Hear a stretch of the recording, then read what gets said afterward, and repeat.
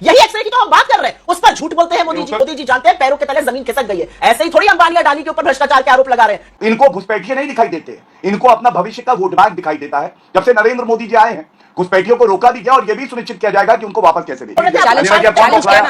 बौखलाया कौन? मैं बिल्कुल गाली वाली आंटी को टोकता नहीं, फिर घबरा रही है इतना। अरे प्लीज, ये बौखलाई हुई है। शक्ति सत्ता को देखकर अपने मित्रों को स्वाहा कर रहे हैं, तो आप जैसे को कोई पूछेगा नहीं, घबराइए मत। दोस्तों नमस्कार, स्वागत है आप सभी का। आप देख रहे हैं एसके डिबेट। प्रधानमंत्री आर्थिक सलाहकार परिषद की एक रिपोर्ट सामने आई है। इस रिपोर्ट के अनुसार 1950 से लेकर 2015 तक यानी बीते 65 सालों में मुस्लिमों की आबादी बढ़ी है और हिंदुओं की आबादी घटी है। इस रिपोर्ट के अनुसार हिंदुओं की आबादी 1950 में 84% से घटकर 2015 में 78% रह गई है, यानी बीते 65 सालों में लगभग 8% की कमी। वहीं मुसलमानों की आबादी 9.84% से बढ़कर 14.09% हो गई है, यानी 43% से ज्यादा की बढ़ोतरी। इस रिपोर्ट के सामने आने के बाद सियासत तेज हो गई है। इसको लेकर विपक्ष लगातार मोदी सरकार पर हमलावर है। विपक्ष का कहना है जैसे चुनाव के 3 चरण बीते हैं, उसको लेकर बीजेपी नर्वस है, इसलिए बीजेपी हिंदू मुस्लिम वाले मुद्दों को उठा रही है। वहीं बीजेपी का कहना है कि हिंदुओं के खिलाफ, देश के खिलाफ ये एक बहुत बड़ी साजिश के तहत हुआ है। बीजेपी से सनातन को मिटाने की साजिश बता रही है और कांग्रेस पार्टी को घेर रही है। आज की डिबेट इन तमाम मुद्दों पर होने वाली है। बीजेपी की तरफ से गौरव भाटिया जी हैं और सुप्रिया श्रीनेत कांग्रेस पार्टी की तरफ से हैं। दोस्तों वीडियो बहुत शानदार होने वाली है। आपसे अनुरोध है वीडियो को अंत तक जरूर देखें। वीडियो पसंद आए तो लाइक करें, शेयर करें, कमेंट करें और मेरे चैनल को सब्सक्राइब करें। चलो दोस्तों मेन डिबेट स्टार्ट करते हैं। चलिए शुरू करते हैं। मेरे हाथ में मेरा घोषणा पत्र है और डंके की चोट पर कहती हूं 48 पन्ने पढ़ लीजिए, 15,329 शब्द कर लीजिए। अगर इनकी एक भी बात सही हो तो मैं शो छोड़कर चली जाऊंगी। आप ही के नेटवर्क ने फैक्ट चेक तो मोदी जी का कर दिया। ये जो सब फालतू की बातें बोलते हैं, पेज नंबर 8 पे चली जाइए, बीच में मत बोलिए। पेज नंबर 8 पे चले जाइए, पॉइंट नंबर 8 पढ़िए। व्यक्तिगत जो कानून है उसमें सुधार की बात कर रहे हैं, आप उल्टा पढ़ रहे हैं। आप बीच में मत बोलिए, बीच में मत बोलिए, नहीं तो आपकी अगली बार मैं बोलने नहीं दूंगी, बड़ी दिक्कत हो जाएगी आपको। सिर्फ और सिर्फ झूठ बोलने का काम जब खुद प्रधानमंत्री कर रहे हैं तो ये बेलगाम प्रवक्ता कौन सा सच बोलेंगे? कैसे कैसे लोग रहते हैं यार यहाँ पर। थोथा चना बाजे घना बसा के झूठ बोलना है। आपके नेटवर्क ने फैक्ट चेक किया हुआ है, इस पर मैं ज्यादा नहीं बोलूं तो अच्छा, उसकी सजा भी आप लोग को मिल रही है। प्रधानमंत्री मोदी पूरे चुनाव में बेरोजगारी पर, महंगाई पर बात नहीं कर सकते? क्या प्रधानमंत्री पूरे चुनाव में गिनती पर जवाब नहीं दे सकते? हम बार बार आपसे कह रहे हैं जातिगत जनगणना कराइए। क्यों जातिगत जनगणना से आप भाग रहे हैं? क्यों उसके बारे में आप झूठ फैला रहे हैं? क्या आप जातिगत जनगणना की मुखालफत करते हैं या आप उसके साथ खड़े हैं? क्या आप उसके पक्ष में हैं या आप उसके विरोध में हैं? ये हाँ या ना में नहीं बता पा रहे प्रधानमंत्री जी। किस बात से डरते हो? गिनती क्यों नहीं करते हो? देखिए, नवनीत राणा हो जो कि वहां पर ललकार रही है ओवैसी को, कह रही है 15 सेकंड पुलिस मिल जाए, या फिर खुद गृह मंत्री हो जो ABC बता रहे हैं ध्रुवीकरण की, असदुद्दीन ओवैसी, B से BRS और C से कांग्रेस। मतलब क्या ध्रुवीकरण करने की पूरी कोशिश है चुनाव के बीचों बीच? पूरे देश ने तो यह देखा है कि राहुल गांधी ने पहले वायनाड में पोलिंग होने का इंतजार किया और उसके बाद टाइमिंग देखिए, रायबरेली से उसके बाद उनका नाम घोषित हुआ प्रत्याशी का। यह बात अलग है वो भागे अमेठी छोड़ के, उनको पता था अमेठी से हारेंगे, अब रायबरेली से भी हार जाएंगे। ये मैनिफेस्टो कांग्रेस पार्टी का मेरे हाथ में है। यहां पे क्यों लिखा है बहुसंख्यकवाद के लिए जगह नहीं है भारत में? बहुसंख्यक तो हिंदू है भारत में, हिंदू आतंकवादी है कांग्रेस के हिसाब से। क्यों मैनिफेस्टो में यह लिखा है? यह इसलिए लिखा है कि मुसलमानों का तुष्टीकरण करना था। तो मेरा सवाल यह है, बहुसंख्यक को गाली क्यों दी?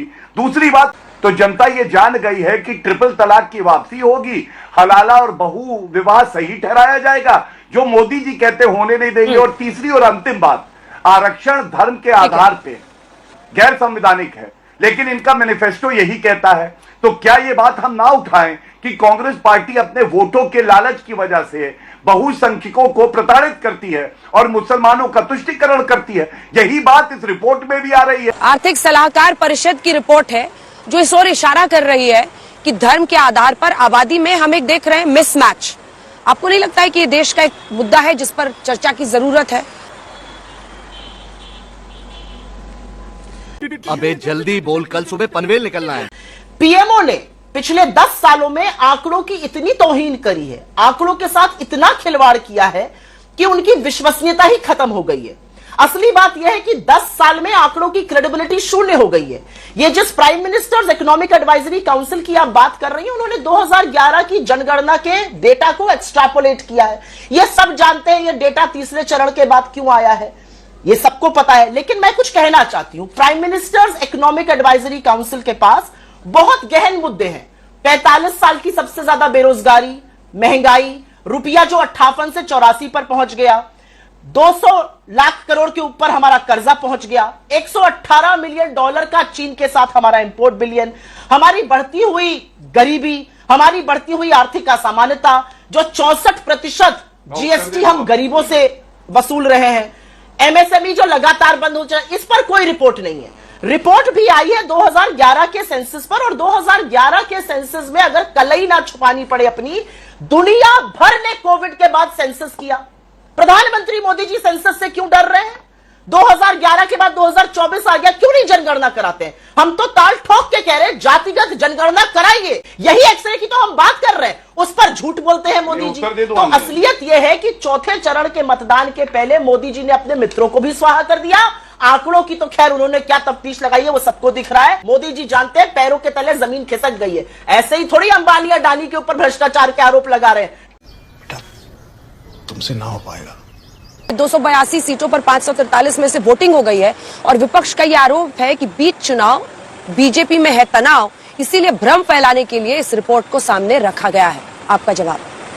ये रिपोर्ट कहती है कि जो हिंदू जनसंख्या है भारत में, ये 8% करीब कम हुई है, और मुस्लिम जनसंख्या जो है वो 43% बढ़ी है। अब इसके 3 कारण मुख्य हैं। पहला कारण है घुसपैठिए। आपको मैं याद करा दूं, और इन तथ्यों पे कोई उंगली नहीं उठा सकता है, सर्बानंद सोनोवाल का सुप्रीम कोर्ट का जजमेंट है। असम में घुसपैठिए आए, कांग्रेस के समय में आए, और उनको रोका नहीं गया। इसी तरह से रोहिंग्या जो है वो पश्चिम बंगाल में आए, उनको रोका नहीं गया। क्यों नहीं रोका गया आपको मालूम है अंजना जी? क्योंकि इनको घुसपैठिए नहीं दिखाई देते, इनको अपना भविष्य का वोट बैंक दिखाई देता है। जब से नरेंद्र मोदी जी आए हैं, घुसपैठियों को रोका भी गया, और यह भी सुनिश्चित किया जाएगा कि उनको वापस कैसे भेजें। दूसरा मुद्दा धर्म परिवर्तन का। हम सब जानते हैं कि धर्म परिवर्तन अगर जबरन हो, डरा धमका के हो, प्रलोभन दे के हो, तो यह गैर कानूनी है, गैर संवैधानिक है। लेकिन अगर इस्लाम धर्म कबूल कर रहा है देश का बहुसंख्यक, तो इनको कोई चिंता नहीं होती, बल्कि ये तो उफ भी नहीं करते। और जब उत्तर प्रदेश में, असम में चर्चा होती है कि कानून ला के हम कड़े कर देंगे नियम और सजा होगी, तो कांग्रेस पार्टी इसका विरोध करती है। मैनिफेस्टो पर स्पेसिफिक चैलेंज है, और कास्ट सेंसस है, झूठ बोलते हैं, ऊपर से नीचे तक झूठ, और कास्ट सेंसस पर दोनों पर छोटा सा नीचे तक झूठ बोलते हैं। बाकी लोग अब गाल पे हाथ रखने लगे। तो हमारे सब वेट करते ज्ञान अपना, ये वैसे भी झूठ बोलते हैं, इनका कोई और काम तो है नहीं, ये सिर्फ झूठ बोलने के लिए। आपने चैलेंज किया ना सुप्रिया जी? आप मेरे बीच में बोल रहे थे, चैलेंज किया ना? बौखलाया कौन? अरे तो बीच में बोल रहे थे ना अंजना जी। मैं बिल्कुल गाली वाली आंटी को टोकता नहीं। जूम करे पेज नंबर 8, और मैं देश की जनता के लिए पढ़ देता हूं क्या लिखा है। अब व्यक्तिगत इसमें लिखा हुआ है, व्यक्तिगत हो जाऊंगी, लोकतांत्रिक परंपराओं को समझाते हुए, है ना अंजना जी? अगर ये व्यक्तिगत होगी, फिर मैं इनसे ब्यौरा मांगने लगूंगी। अब इनको शांत करिए। पेज नंबर 8 का इनका कितना योगदान है, तो ये चुप ही रहे, मुझसे व्यक्तिगत नहीं बोल दिया। दोनों पेज नंबर 8 खोल लीजिए ना। पहले चुप कराइए इनको, घबरा रही हैं, फिर घबरा रही हैं। चुप रहिए इतना। अरे प्लीज, अब ये बौखलाई हुई है सुप्रिया जी। तभी मैंने कहा ट्रिपल तलाक वापसी, बहु विवाह ठीक है, हलाला मुझे भी ठीक मौका है, दीजिएगा, बाल विवाह ठीक है। गजब बेइज्जती है।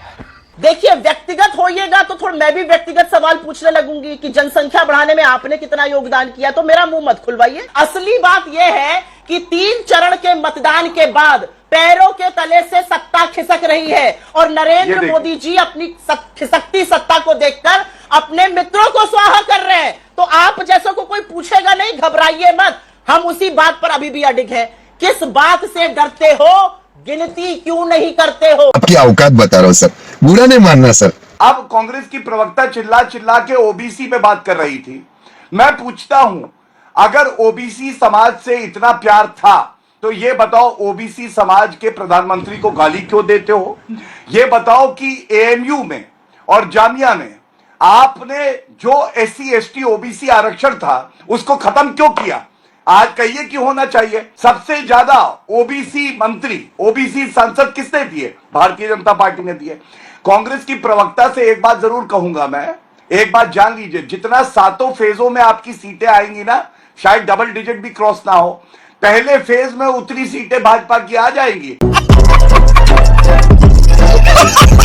मजा आया। देखा दोस्तों, आपने गौरव भाटिया और सुप्रिया सिन्हा दोनों को सुना।